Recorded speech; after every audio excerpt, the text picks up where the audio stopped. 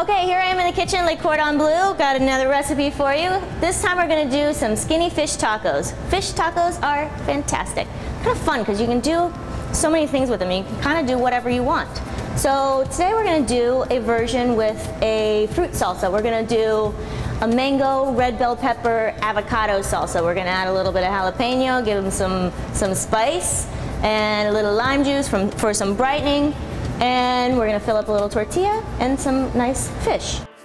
So the trick to doing fish in a pan is that you want your pan pretty darn hot. You're gonna be able to tell how hot he is when we put the oil in.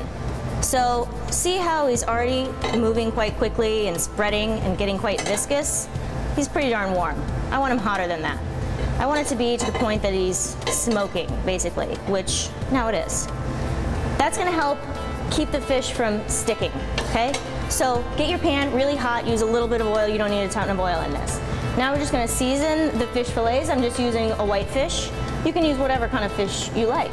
The nice thing about doing them in a pan is that you're not worried about them falling through the grill. But, of course, if you want to do grilled fish tacos, throw them on the grill. It works better for some heartier fish. Sometimes the ones that are a little bit flaky tend to fall apart. So get this baby hot.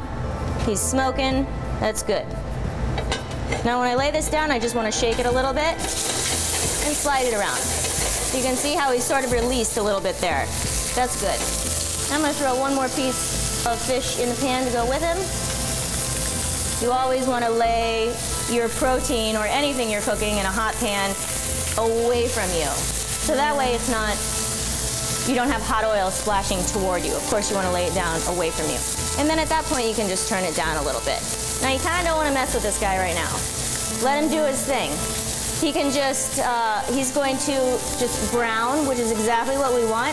And when he browns, he's going to contract and he'll pull away from the pan. So if you keep poking at it all the time, it's just going to tear apart and you're not going to get that good crust, that good sear that we're looking for. We want the caramelization on that fish.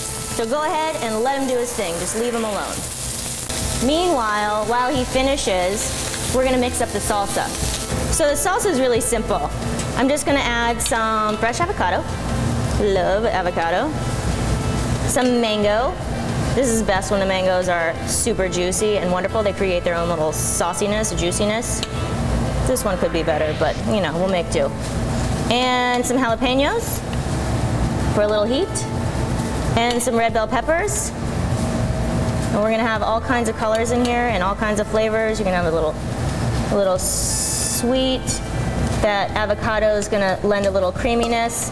I'm just gonna mix this baby up for a second. Squeeze in some lime juice. Kind of a whole bunch, because you know, what's the point of avocados and without lime? We need some cilantro as well. Give us a whole bunch of that. This is obviously just gonna be a very fresh, light salsa. One more mix. Put them all together. There's our topping. Quick and simple.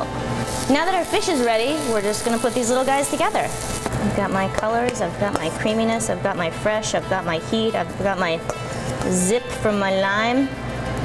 I've got my whole cilantro leaves in there, their own component. Fast, fresh, delicious.